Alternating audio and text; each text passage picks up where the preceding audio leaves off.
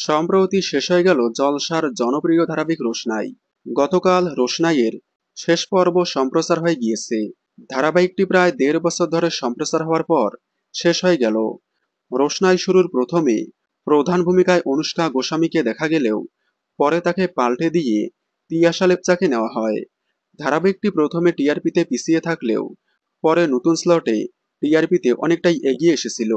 টিআরপিতে slot lead থাকা সত্ত্বেও বন্ধ করে দেয় চ্যানেল। তবে যাই হোক, রোশনাই শেষ হতে না হতেই আবারও টিভির পর্দায় ফিরল অভিনেত্রী তিয়াশা লেপচা মানে রোশনাই এবং অভিনেত্রী লেখা চ্যাটার্জি মানে গরিমা। গরিমা রোশনাই আবারও একসাথে একই চ্যানেলে ফিরতে চলেছে, তবে নতুন ধারাবাহিকে নয়।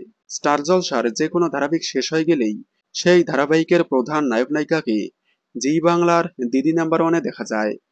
এবারও ঠিক তার ব্যতিক্রম নয়। রোশনাই শেষ হওয়ার সাথে সাথেই জি বাংলার দিদি নাম্বার ওয়ানে চলে গেলেন তারা। এবার তাদেরকে একসাথে জি বাংলার দিদি নাম্বার ওয়ানে দেখা যাবে। এর আগে যেমন দুই শালিক শেষ হওয়ার পরপরই আখি ঝিলিককে একসাথে দিদি নাম্বার ওয়ানে দেখা গিয়েছিল, এবার তেমনি রোশনাই এবং গরিমাকে একসাথে দিদি নাম্বার ওয়ানে দেখা যাবে। রোশনাই শেষ হওয়ায় আপনারা কতটা মিস করছেন কমেন্টে জানাবেন। বাংলা বিনোদনের এই ধরনের সকল আপডেট সবার আগে পেতে চ্যানেলটি সাবস্ক্রাইব করে পাশে থাকা বেল আইকনটি বাজিয়ে দিন। ধন্যবাদ।